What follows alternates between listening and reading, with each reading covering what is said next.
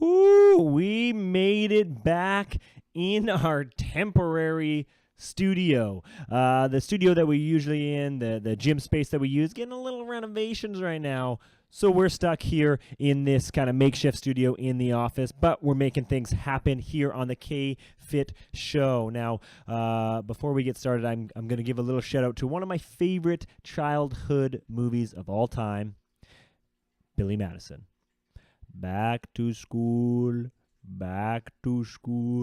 to prove to my dad that I'm not a fool. I got my lunch packed up, my shoot something case going. You know the words. Back to school for me. It's been absolutely crazy this past week. So yeah, we haven't had a KFit show here for a couple weeks, but we're back firing it through here today. So thanks for tuning in. We're on Facebook Live right now for all you guys tuning in. We're just going to kind of let you guys trickle in as we go along here. If you have any questions, shoot them my way. Anybody who hasn't already signed up or hasn't already liked the KFit show or KFit Conditioning by Kalan Anglos, please do so on Facebook. We cycle all our stuff through there. For me, it's been a crazy week. This back to school week has got me going for sure. Between training the athletes that I train, training the performance measures that I train, all the clients that I train, as well as doing all the teaching that I started. So this year I'm doing two classes at the University of Victoria. I'm teaching the just the physiology lab, and then I'm also doing exercise prescription. So exercise physiology and exercise prescription at the University of Victoria. I'm teaching both those labs, keeping me busy as well as all the clients. So it has been absolutely nutsos, but this is what I want to do. So we're going through it, and I thank you guys for tuning in and coming along.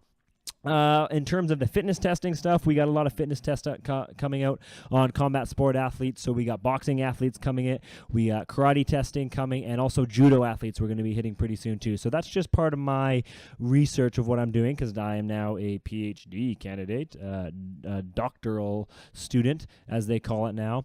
And so yeah, just going through that research. For anybody that isn't aware of what I'm doing, for my master's degree, what I did is I put together a standardized fitness test battery for combat sport athletes, and pretty generic. Now what I'm doing and what my research is all about is trying to find out the differences physiologically between all the combat sports. So what does it take physiologically for a boxing athlete to perform, or for a karate athlete to perform, or judo, or wrestling?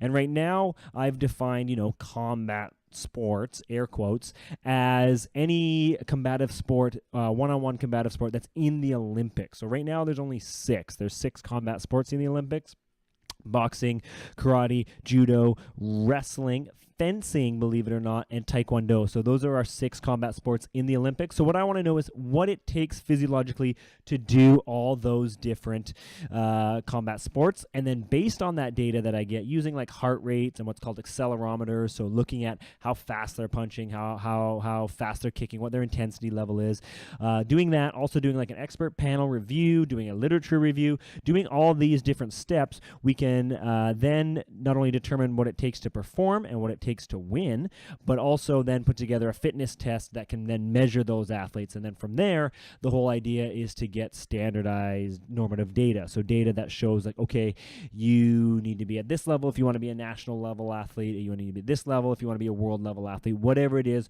we want to have those cut scores so that we can kind of take a look at that. So that's what my research really is. There's not a lot of stuff in the combat sports, so I'm kind of the guy that is looking to bring that in. Something coming up the pipeline for me coming down later this month in October, actually, I should say. It's October 25th to 27th is the CSEP conference, the Canadian Society for Exercise Physiologists in Winnipeg. I'll be presenting my research there, which is up for an award as well. I'm up for the graduate level award. And so, yeah, I'll keep you guys posted on that, how that goes and everything that goes with that. So that's the research that I've done. That's the research I'm going forward. And this all kind of ties in to what I talk about today. So today what I want to talk about on the KFit show is I really want to break down the energy systems, because I realize we've talked a lot about the energy systems. We've kind of looked at different sports and what it takes to do them, but we haven't really talked about what the different energy systems are. And there's 3 main energy systems that you need to be aware of.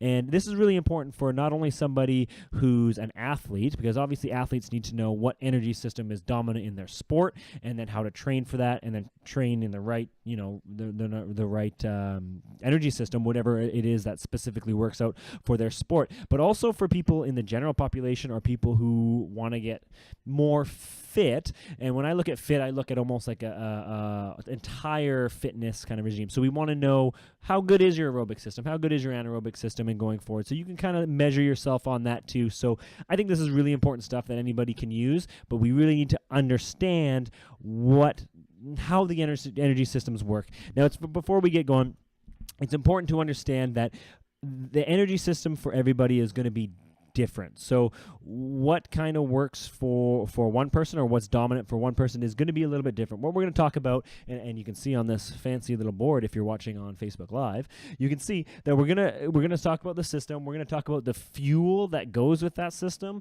and then we're also going to talk about the rate. And what I mean by the rate is just basically how long that energy system lasts for. And that's really important, obviously, to know when you're kind of making that switch. So that's what we're going to talk about here on this episode of the KFit Show. So let's kind of break that down a little bit. So how we're going to do this is I'm going to go right from the fastest energy system, the one that you use the quickest, and I'm going to work my way down to the slowest, and you can kind of follow along on that. So here we go. The first energy system that we use in the very explosive, very quick movements, so we're talking like less than 6-second movements is the rate on this one.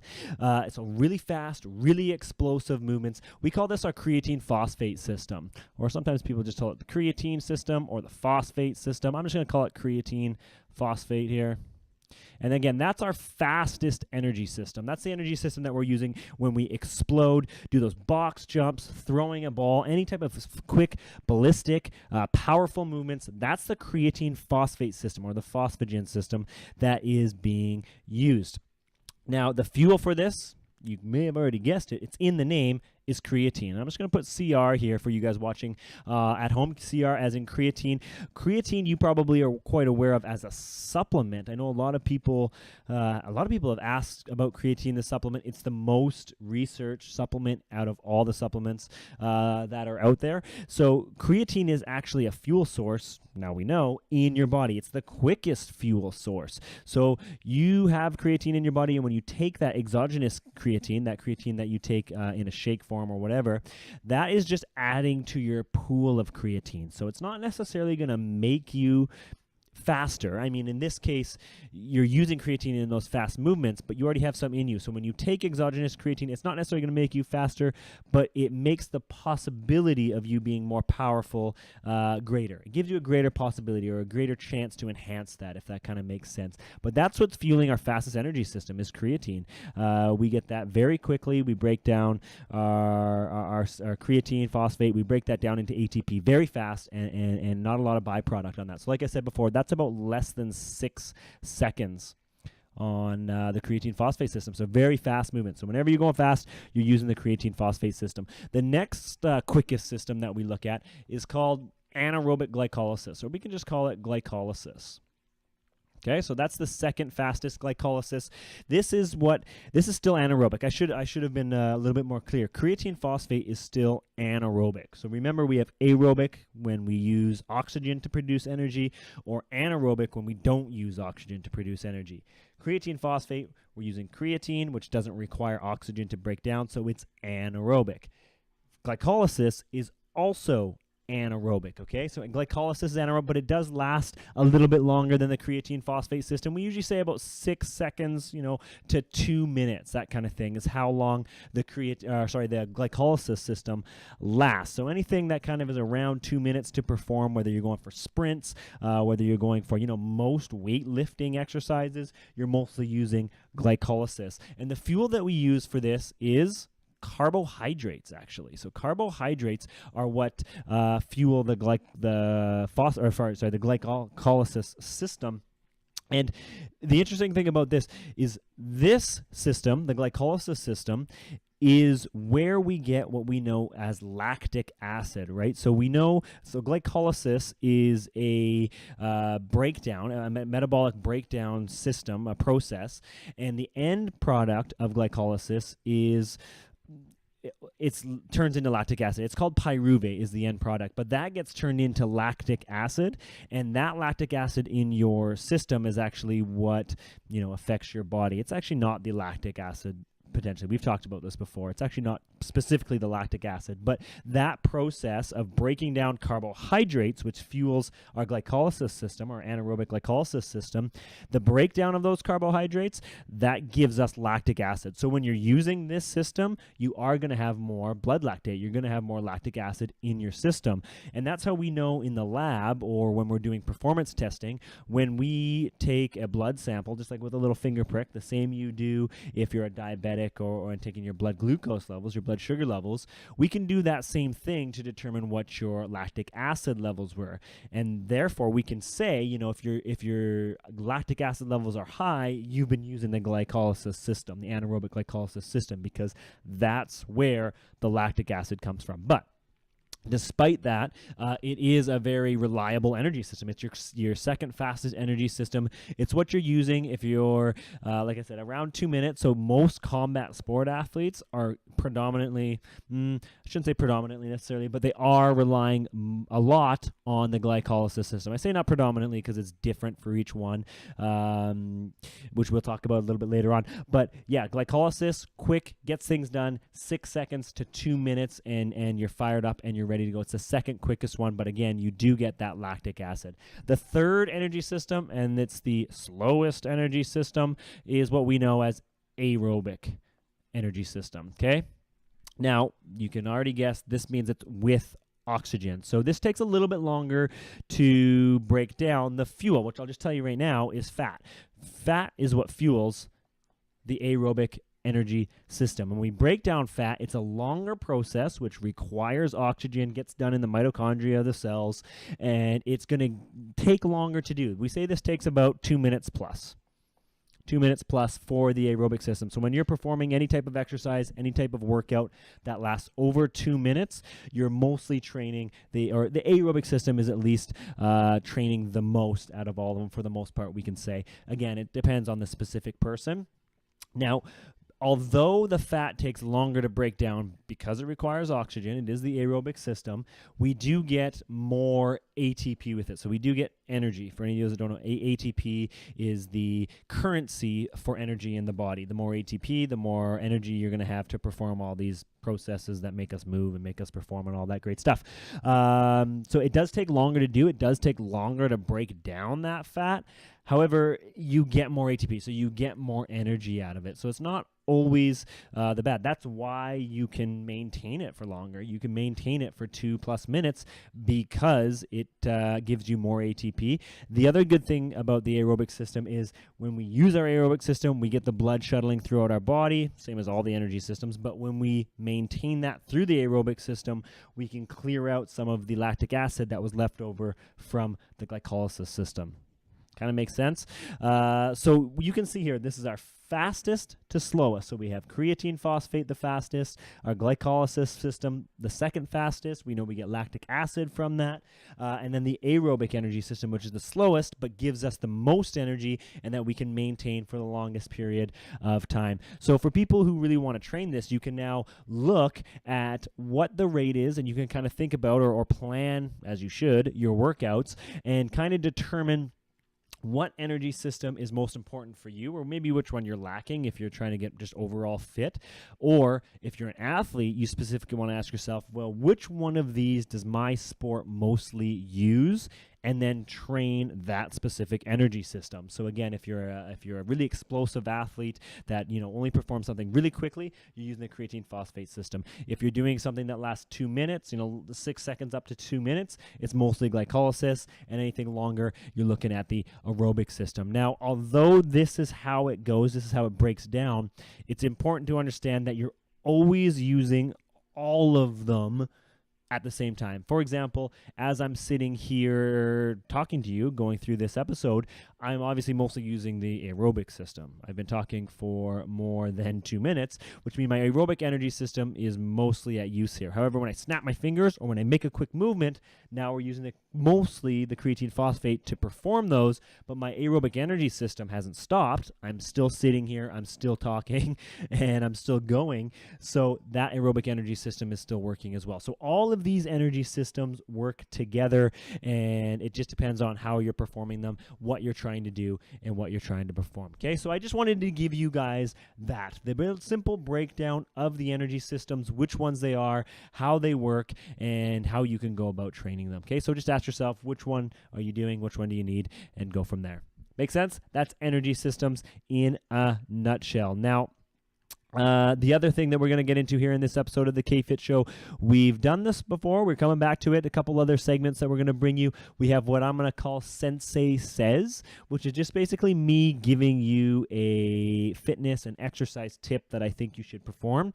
And then there's also a segment here at the end, which is just basically me answering your guys' questions. I got a really great question from Rob here this week that I'm going to answer regarding type 1 diabetes or type 1 diabetics. So I'm going to talk about that and how they can train. So Sensei Says, and what I'm calling Ask KFit for now. We'll figure out a better name for it, but that's the segment name so far for that. So we're going to dive right in right now to some Sensei Says. Okay, so Sensei Says train the aerobic system regardless of what sport you do. See what I did there? This fits in real good with what we already talked about. We know the aerobic energy system is the slowest energy system in terms of it takes the longest to use, but we can maintain it for longer periods of time.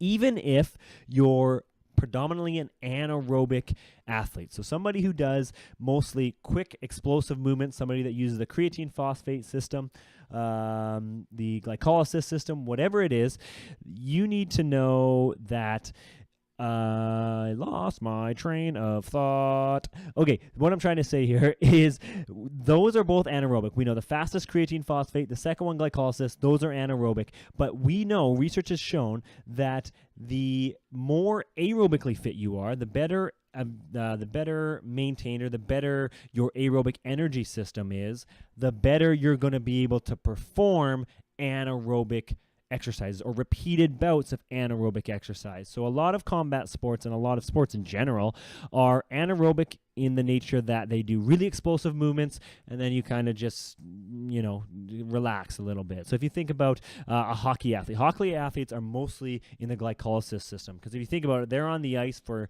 a minute, maybe a minute and a half before they're off. So that's how long the shifts are, but you're going pretty much all out for that minute and a half. So we know that the glycolysis system is going to be dominant there. Same thing for any power lifters or any type of combat sport athletes. When you're performing your punches, kicks, takedowns, cleans, jerks, all those power movements, you're using mostly the creatine phosphate system. And we know that's anaerobic. However, like I said before, the aerobic energy system needs to be trained at a high level because that's what's going to clear out the lactic acid from the glycolysis system. That's what's going to keep you going, being able to perform these anaerobic different movements. So regardless of if there's no aerobic aspect to your sport. And I actually get a little bit irked when coaches, you got this there, champ?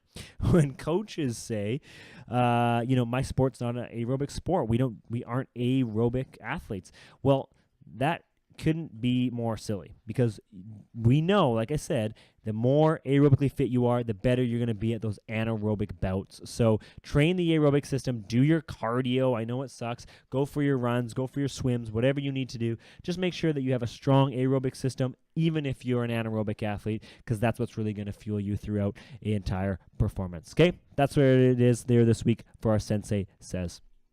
All right, last segment of the show, and thank you everybody who's tuning in here on the Facebook Live. I appreciate you guys tuning into our modified studio here for the day until we can get back in there. But what I'm going to get into now is an Ask KFit, a question that came my way from Rob. And what Rob wanted to know, he said, I'm a type 1 diabetic. Can I train anaerobically? And this is, again, relates right to what we're talking about. So we know if Rob is a type 1, well, first of all, we should kind of explain what the difference between a type 1 and a type 2 diabetic is. So we know diabetics have something wrong with their insulin system. So insulin gets released when blood sugar levels go up, usually when you're eating carbohydrates. When you're eating carbohydrates, your blood sugars spike, depending on the glycemic index.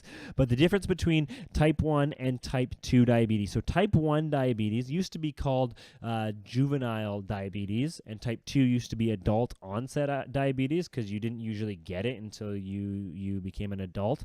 However, now that's kind of thrown out the window. You know, people are getting diabetes all the time, and that's a whole other story and a tragedy and something that I think needs to be fixed, absolutely.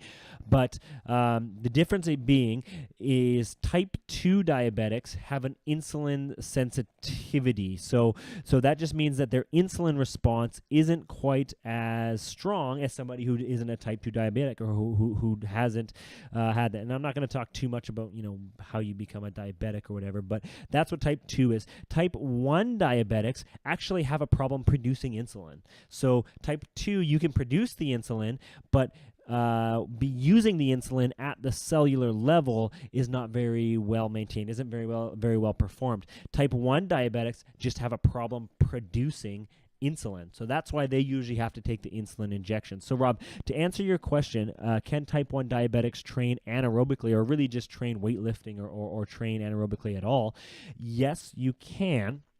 You just need to be careful about how you approach it. So you need to, it's kind of like you have to play around a little bit. You should probably know your body by now. If you're type 1 diabetic, you've probably had it for a while, but you probably know what spikes your insulin and what doesn't. But what you need to know is that you can perform, but you need to know where your blood sugars are before. So be testing your blood sugars before you train, during and after. Make sure you have that high glycemic index on you just in case your blood sugar levels do get low.